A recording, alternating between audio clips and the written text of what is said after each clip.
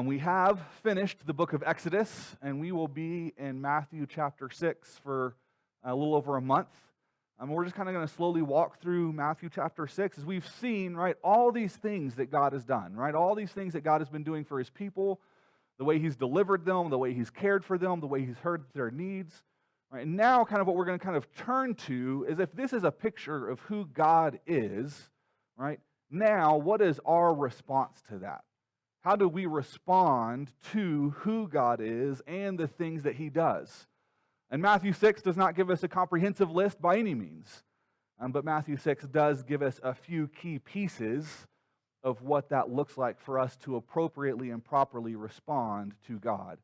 And I think one of the things that's going to be exciting as we work our way through this, myself included in this, is I think we will all find places of encouragement.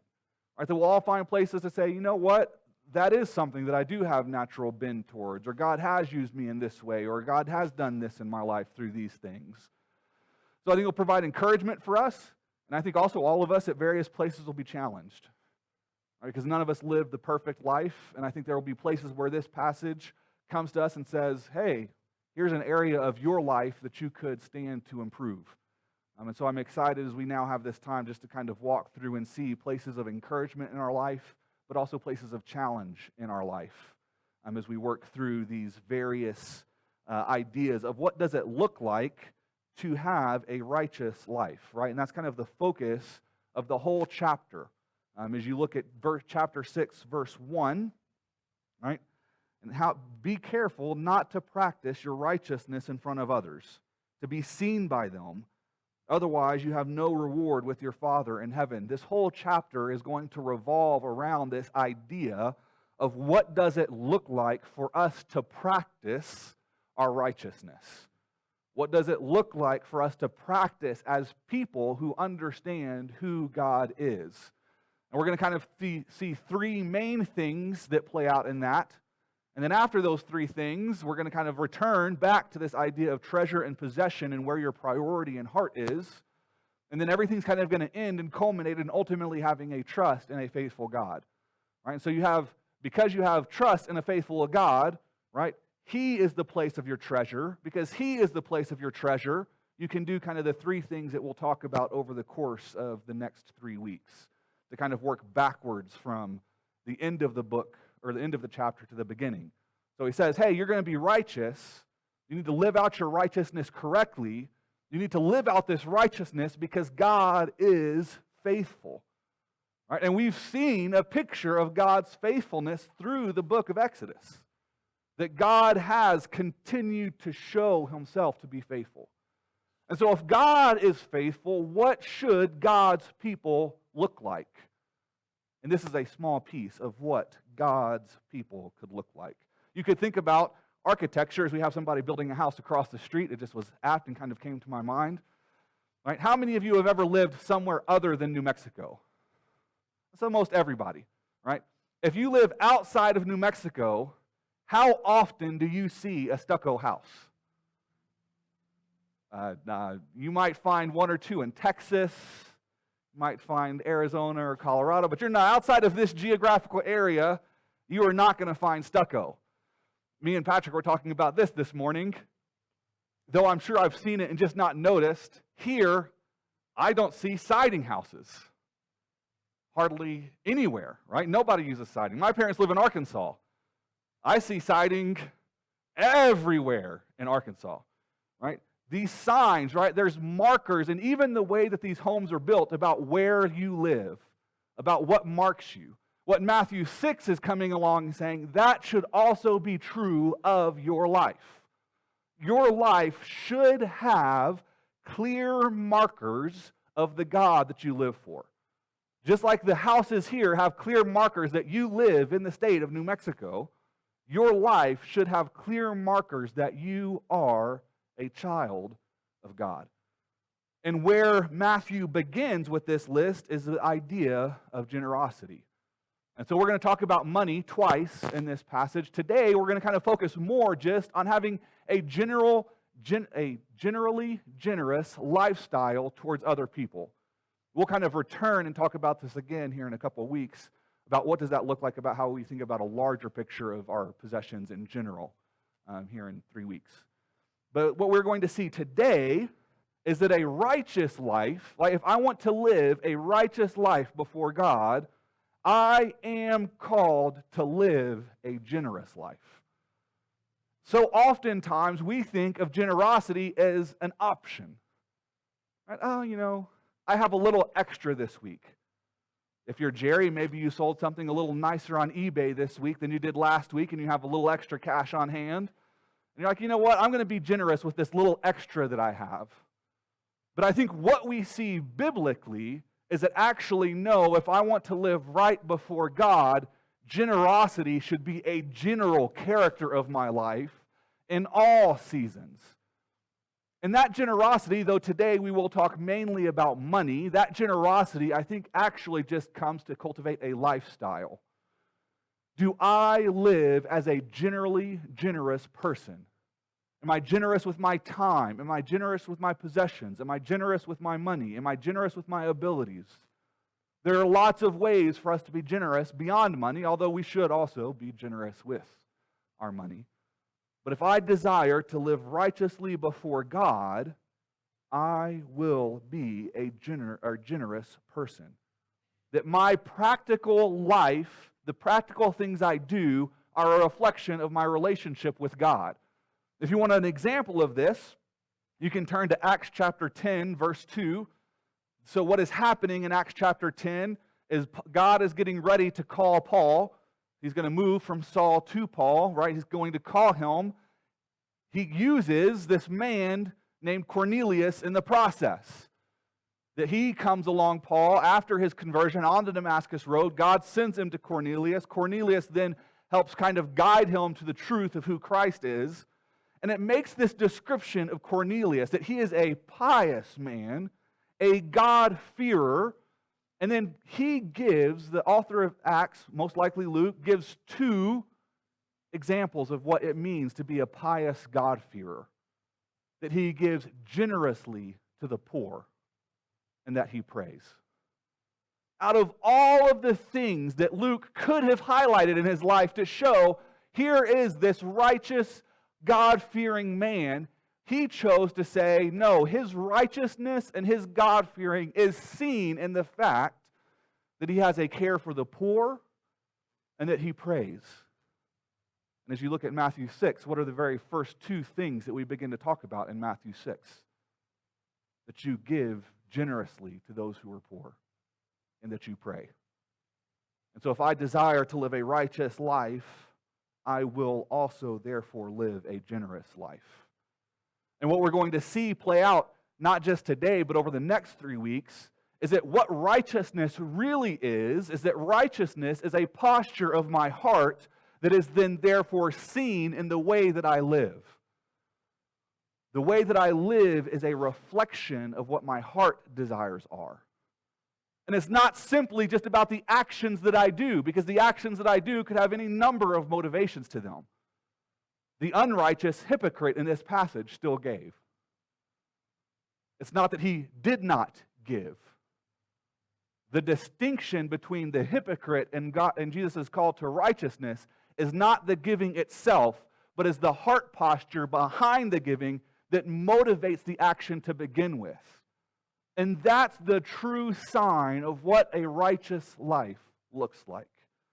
And all of that ultimately begins with a reflection of God. And that generosity itself is a reflection of God's character. So why if I want to live a righteous life, do I need to be a righteous person? Or if I need to be a righteous person, why do I need to be a generous person? These words sound too similar. It's going to be a hard day today, I can already tell. Right? Because God has shown generosity towards me. Again, just look through the book of Exodus. Time and time and time again, God continued to show grace and generosity towards his people.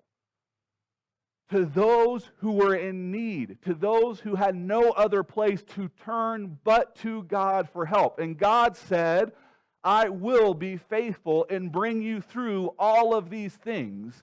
And if this is the type of God I am, this is also the type of people I will call you to be. That you reflect me, that you reflect my character. And if you want an example of this, you can go to Leviticus, and you can see it again in chapter 19, and then again in chapter 23. Chapter 19 in Leviticus is talking about all these holy days that are to be set apart for God. That these days are to be your sign of who God is and what God has done, and so you should practice them. And then you see also a call to be a holy people. That you are to be holy as what? The Lord your God is holy. The interesting thing in both chapters, as you talk about this picture of holiness, there's this odd little command that happens about 2/3 of the way through each chapter. In the midst of God calling his people to be holy, he says to them, when you go out and you harvest your field, do not harvest the whole field, but leave a portion in your field for those who are in need. That the things that you have, you are to leave for those who are in need. Ultimately, we know in the larger story of Scripture, right? Do that because in your need, God came to you, right? It doesn't say that explicitly in Leviticus. You kind of got to put the whole picture together. But I think it's so fascinating that in the midst of God's call to his people, be holy as I am, the one thing in addition to that he says to them is, hey, make sure you leave some for those who are less fortunate than you, that they have what they need. That you cultivate a heart of generosity.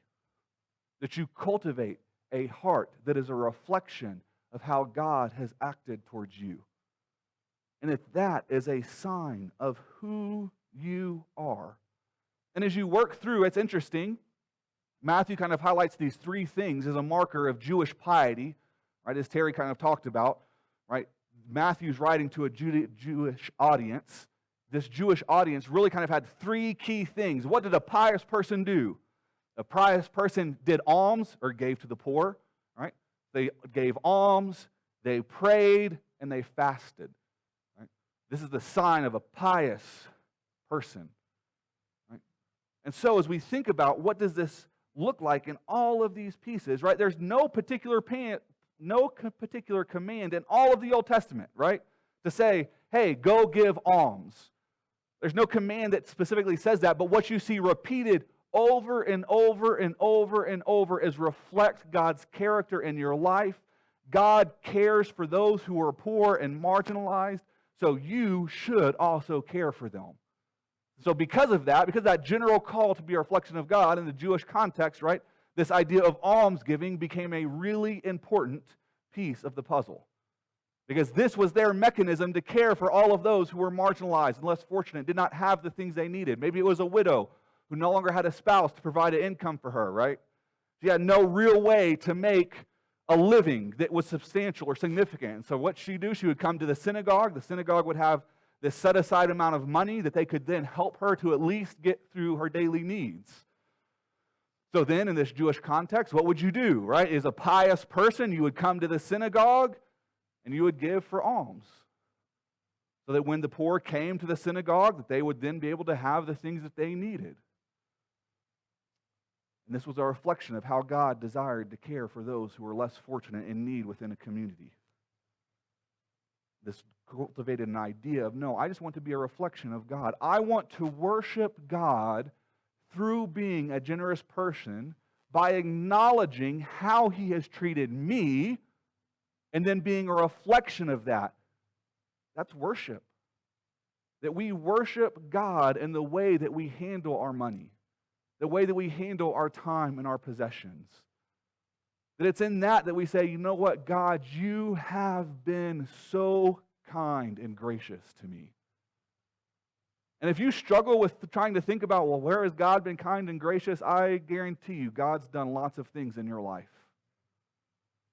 God's done more things in your life than you could probably comprehend.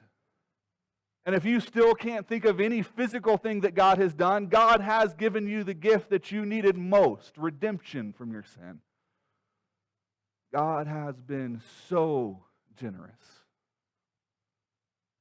And so what giving is an acknowledgement of what God has done, an act of worship to say, God, you are who you say you are, and you do the things that you say you are going to do, and so I'm going to place my trust in you and not simply the things that I have, and so yes, I can be a generous person because of the God that you are. And respond in reflection of that. Say that, no, let my life be a reflection of the things that God has done. As Matthew works his way through his book, there's kind of two major parts, the part that we are in and the part that is going to come, where Jesus is saying, hey, be more righteous than the Pharisees around you. Right? So he's kind of saying that here, hey, you should practice a righteousness greater than the Pharisees.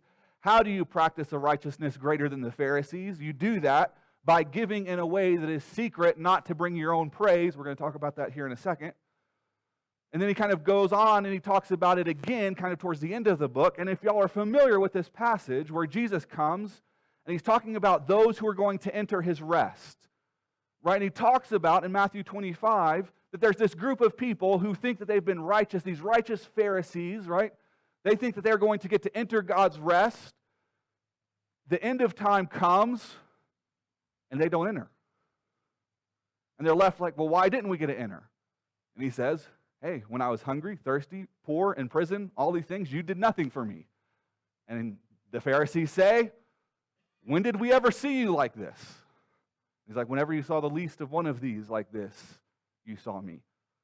But then, right, he turns to this other group of people and he says, hey, you all get to enter my rest. Right, and all of them say, well, why do we get to do that? And they don't. Because when you saw me hungry, thirsty, poor, and in prison, you cared for me. And they say the same thing. When did we ever see you like that? It's like, whenever you saw one of the least of these, you saw me. This group of people, they were not trying to just gain some type of approval. They weren't trying to reach out and say, hey, we want to show ourselves to be better than the Pharisees. What they understood, what this group of people understood in Matthew 25, is that God has done great things in my life. Let me be used by him in the lives of others. And Christ comes alongside and he says, that is what righteousness is. What righteousness is about understanding what God has done and then living out the things that God has done in our life. To be a reflection of God. But if I am going to be a reflection of God, I must be a generous person because God has been generous with me. And if my generosity becomes about me and not about him, it's not really being generous, is it? I have to give in a way that gives God all the glory because it's about what he has done. What is the significance when Matthew states, hey, when you give, don't give as the Pharisees do, making all of this show. Don't let your right hand know what your left hand is doing. Obviously, that's, at least if you figured out a way, you let me know. But I've never figured out a way to not know which hand is doing what, right? I just know. What Matthew is really saying is you need to give in such a way that the only person who can get the glory in what you've done is him. That it's about him. It's about reflecting his character so that he gets the glory in the things that have happened, not just us. So what does that mean? That means generosity is not just about a reflection of God, but generosity is also an issue of our heart. That it is about him. Generosity is not about me. Generosity is not about other people. Generosity is about him. Generosity is about how my heart responds to him. Generosity begins to show the priorities of my own life. Do I prioritize the things that God prioritizes in my heart, or do I prioritize the things that I want to prioritize in my life? Both groups here are prioritizing very different things. The Pharisees, they're prioritizing their reputation. that I may be known as this pious person in the community. See how righteous I am. Or is our priority to say no? God deserves all the glory and all the praise because it's about all the things that he has done. And so generosity is a reflection of him, but generosity is also an issue of where is my heart? What are the things that I deem to be most important? You kind of see a picture of this in Deuteronomy chapter 15. So God is preparing the people for the promised land in Deuteronomy. And so as you look at Deuteronomy chapter 15, verses 7 through 9, if there is a poor person among you, one of your brothers within your city gates, in the land the Lord your God is giving you, right? So a key piece in the puzzle, right? You're entering a land that God is giving you. You're not earning this of your own accord, right? And so if there is someone needy among you in this land that I'm giving you, do not be hard-hearted or tight-fisted towards your poor brother. Instead, you are to open your hand to him freely. Loan him enough for whatever need he has. Be careful that there isn't this wicked thought in your heart. The seventh year, which on the seventh year, right, his debt would be paid, right? So don't let this wicked thought in your heart. The seventh year, the year of canceling debts, is near. And you are stingy toward your poor brother and give him nothing. Right? What does he say, right? He's saying, like, God has given you the promised land. Do not dare that in your brother's need that you come and deny him. And that denial is not just a simple act of rebellion, but it is what in the text? Wickedness. And why is it wickedness? Go back to point 1 from today. Because it is against all the things that God himself stands for.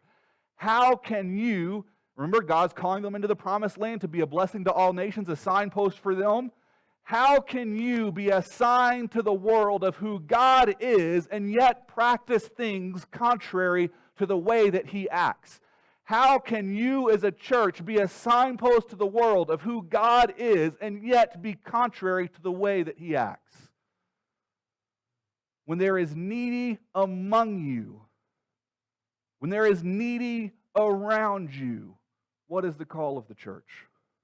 To care for them. Now, I do want to acknowledge caring for the needy is a complicated issue. It is not as simple as, let me open up my wallet, count out a few bills, right? It's not that simple. And I understand that it is not that simple. And we could have a more detailed conversation, not in a sermon context, about how do we navigate the complications of how do we care for the needy. But the baseline idea is that no, if you want to be a sign to the world of the things that God has done, you better be a generous people. How significant is that if you want to witness to the truth of what God has done, if you want to open up people to an eternal rest with him, what must you do? Just share the gospel. Not what this says. The gospel's the key, and we'll get to that at the very end of today. The gospel's the key to it all. Without the gospel, giving means nothing. But what he is saying in this passage is, no, you are to be a signpost of who God is, so that when you proclaim the gospel, people look to your life and they see, oh wow, they really do reflect the God they believe in. And so what people hear is the truth of what God is saying. What they see in us is the truth of what God has done, and they say, you know what, that may actually be true. But when I simply proclaim the truth of the gospel, and my life doesn't reflect it, people go, well, do you actually really believe it? And maybe you don't. Or maybe your life reflects it, but you never say it, and so people don't understand, why do you live this way? And so, yes, both, I must proclaim the truth of the gospel and live the truth of the gospel as a righteous and generous person. Not simply so that the needy may have their needs met, but that all those who may can come to the throne of the Father. and not only have their physical need met, but their spiritual need met. That they may come to faith. That generosity is a sign of all of the things that God has done. And so what is hypocrisy then in this case? What it means to be a hypocrite is to have a false order of priorities. To not just simply try to deceive people, but I deceive people because maybe I'm not even acting intentionally, right? The Pharisees may have thought they were actually doing good things. They just had the wrong set of priorities. And so they acted as unrighteous hypocrites, not because of the things they did, but because of the things their hearts were set on. Because you have to understand what the Pharisees were doing was not giving, but buying. They weren't giving to the poor, they were buying a reputation. They were saying, let me spend some money so that people can understand how good of a person I am. They were not sitting there saying, here's someone in need who I can help, let me help them. So let us be with our hearts set right on God. But here is the key piece of the whole puzzle. I cannot hide my unrighteousness by simply doing right things. The Pharisees were giving. God did not come to them and said, praise God, you're giving. Check the box, you're good. God said, no, you are acting as a hypocrite because you have failed to acknowledge who I am and the way that you're going about this, and you are making it about you and not about me. Who cares who gets the glory as long as He does? If we never get a piece of it, if nobody ever writes something nice about this church, if we don't grow, if we don't change who we are with this group of people, but we see a whole bunch of people come to faith, praise God. If we can meet a whole lot of people's need and those people don't come here, but they decide to go somewhere else, who cares? My call is not to make my life great. My call is not to say, look how great we are. Our call as a body of believers is to reflect God to people that they may come to faith. That God would get the increase. Faithfully sow the gospel message. Faithfully live the gospel message. And allow God to take care of the rest.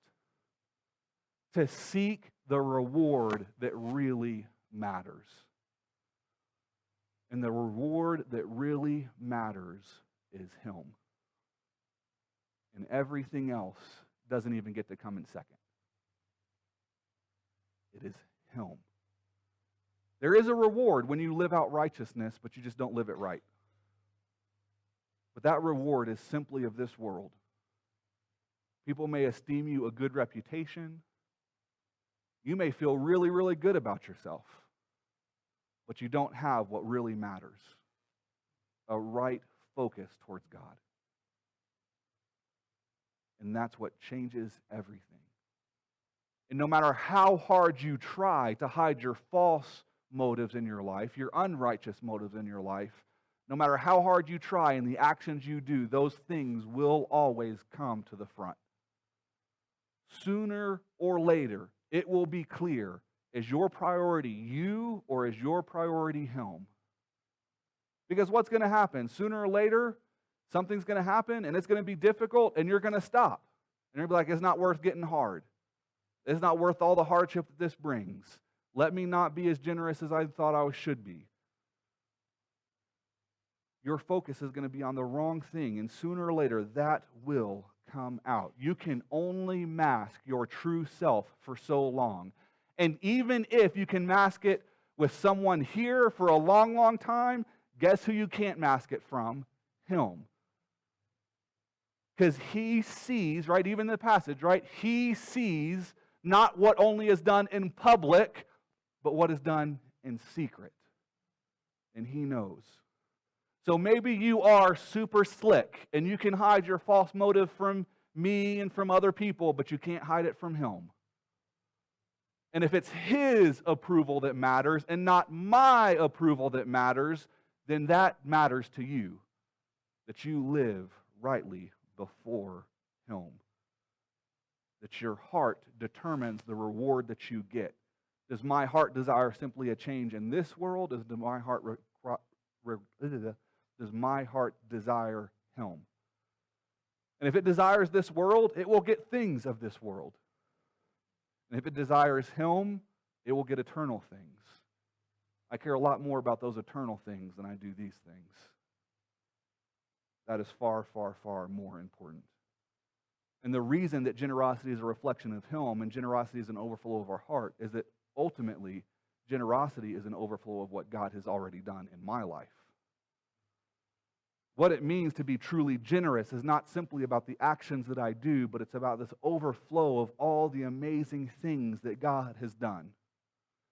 That God has changed my life, and because God has changed my life is now different.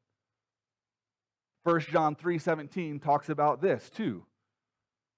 What John 1 John, so don't go to John, right? 1 John 3:17 talks about, hey, if you have something that could help your brother in need, and yet you withhold that, how can you then say that you love God?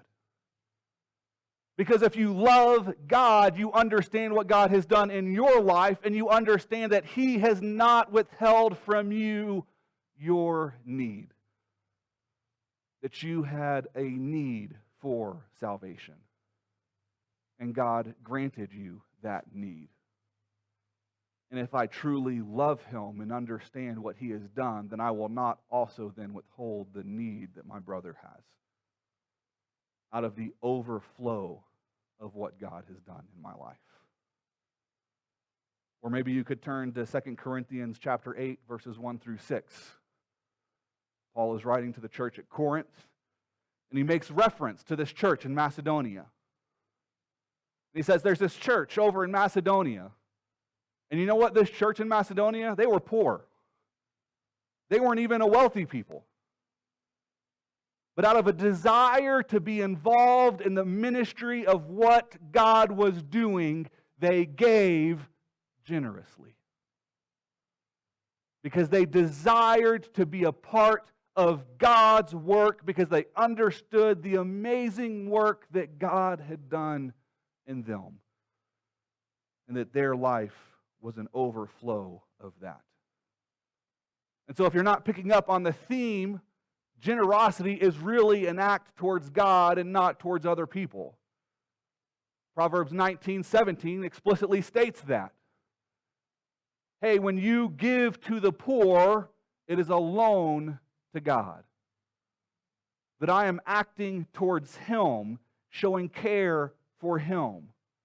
Now, if you look at the larger context of Matthew, so if you start all the way back at chapter 5, verse 15 talks about, and Jesus is talking about in this context, He says, hey, let other people see your good works, that they may know that you are children of God.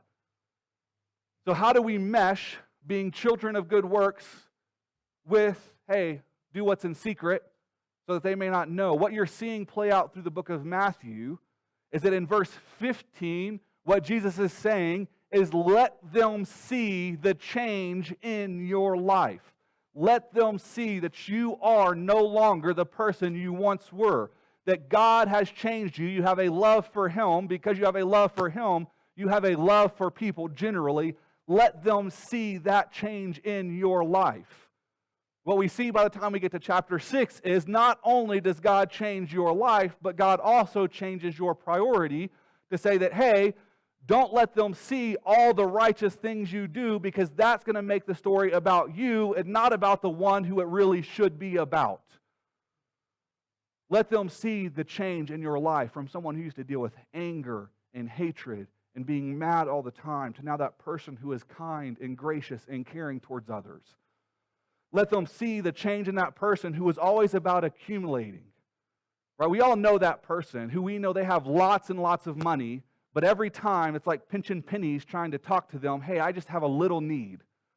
And they're like, hey, well, I was hearing a story, I was talking with, not even about this, I was talking with a buddy of mine recently, He was sharing a story about there was this wealthy family, and he's a pastor. There was a wealthy family in his church. This is not me, so do not read into this anything, right? Then they needed a piano, and there was this wealthy family in his church who had a piano, and they said, hey, we'll sell you our piano at a really good price. But they didn't need the money. And yet his neighbor, who was poor himself, had a piano that he didn't need anymore. And he said, hey, you come get it. I'll even help you move it. Right? We've seen the story that there's something about the life that has changed. And yes, we should not put all of our righteousness on display for the world to see, because that shows that it's really just about us and not about him. But if this is really, truly a marker of just the work that God has done in my life, then it will be evident that I am not who I once was. That I am something different. And just to begin to kind of tie some things up today, it cannot simply be about just trying to meet the physical needs of people. I can't buy myself out of really actually being used by God. I can't just simply say, God, I don't really care about trying to change someone's eternal destination, so let me just give some money so I don't have to feel bad about the fact that I don't share the truth of the gospel with them, and I can kind of say, I've done what I need to do. I've given to the poor. I don't need to do any more than that. Acts chapter 3 shows the picture that no, you do need to do more than that. Peter and John, I know it's Peter, John might be wrong now that I'm talking about this. Peter and John are going into the temple. As they begin to enter the temple to begin to teach about Jesus, there's this poor beggar who is on the side who is lame. And this beggar has been begging. Peter and John finally say, you know what, we're going to turn to him. We're tired of just kind of hearing him beg all the time. And what does Peter say to him? I do not have silver and gold to give to you. But what I do have, the thing that you actually need, even more than silver and gold, I do give to you. And what happens? He stands, takes up his mat, and walks away. Because he's received the thing he truly needed. We may not always have silver and gold to give to people. We may not always have time to give to people. We may not always have abilities to give to people. But what we do always have to give to people is the truth of the gospel. And what this call is in Matthew 6 is to say that both your proclamation of the gospel and your life should be a sign of the gospel. And if you are going to proclaim the gospel, then you should live a generous life. Because a righteous life, a life lived rightly before God, is a generous life. And why is that true? You must live a gracious or a generous life because God has lived a gracious life. God has shown you grace time and time and time and time again. And if God has shown you this tremendous amount of grace, then we have to be a generous people. And our generosity is a reflection of not a priority of this world, but a priority of the next. That I care about people because God cares about people, desiring them to come to faith, desiring that those who are in need have their needs met. And that desire for their needs to be met is both physical and spiritual. That I meet the physical needs they have, and I meet the spiritual needs they have, all with an eye towards heaven, because I understand how gracious God has been to me. That he may be glorified in the way that I live this life. And that these two things go together. In Galatians chapter 2, verse 10, Paul is talking about the Jerusalem council, essentially, at this point in time. And there's concern about him taking the gospel to the Gentiles. And so he goes, he talks to the Jerusalem council. They kind of come up with everything, and they say, hey, we see God's hand at work in your life. We see that he is using you to take the gospel to the Gentiles. And Paul says in Galatians chapter 2 that they just ask him to do two things, one of which is to not forget to care for the poor. In the midst of all of the amazing things that God is using Paul for to proclaim to the Gentiles the truth of what Christ has done, he is not to forget to care for the poor. In the midst of all of the amazing things that God has done in our lives, in the midst of all of the amazing things that God has done in the life of this church, we cannot forget to care for the needs of those who are poor. Because in caring for them, we are a reflection of God, both in our word and in our deed, that there may be an eternal change because of us being a reflection of who he is. That we live a righteous, generous life.